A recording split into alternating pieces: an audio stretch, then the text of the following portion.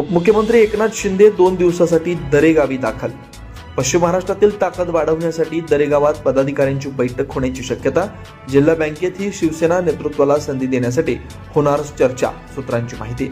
शिवसेना जिल्हाध्यक्ष रणजितसिंह भोसले यांनी उपमुख्यमंत्री एकनाथ शिंदे यांचा जिल्ह्यात केलं साधेपणानं स्वागत। उपमुख्यमंत्री एकनाथ शिंदे हे साताऱ्यातील दरेगावी 2 दिवसांसाठी आलेले असून ते पश्चिम महाराष्ट्रातील नेत्यांकडून पक्षाचा आढावा घेणार आहेत। सातारा, सांगली, कोल्हापूर या भागातील जिल्हा बँकेच्या निवडणुकीमध्ये शिवसेनेच्या उमेदवारांनाही संधी मिळावी यासाठी देखील महत्त्वाची चर्चा होणार असल्याची माहिती सूत्रांकडून दिली जाते। त्यामुळे उपमुख्यमंत्री एकनाथ शिंदे यांच्या या दौऱ्याकडे राजकीय विश्लेषकांचं लक्ष लागून राहिलंय। काँग्रेसचे ज्येष्ठ नेते, महाराष्ट्राचे माजी मंत्री स्वर्गीय DY पाटील यांच्या अंत्यदर्शनानंतर उपमुख्यमंत्री एकनाथ शिंदे कोल्हापूरहून सातारा शहरामार्गे दरेगावी पोहोचले। यावेळी शहरातील बोगदा परिसरात शेकडो शिवसैनिकांच्या वतीनं जिल्हाध्यक्ष रणजितसिंह भोसले यांनी उपमुख्यमंत्री एकनाथ शिंदे यांचं सातारा नगरीत साध्या पद्धतीने स्वागत केलं।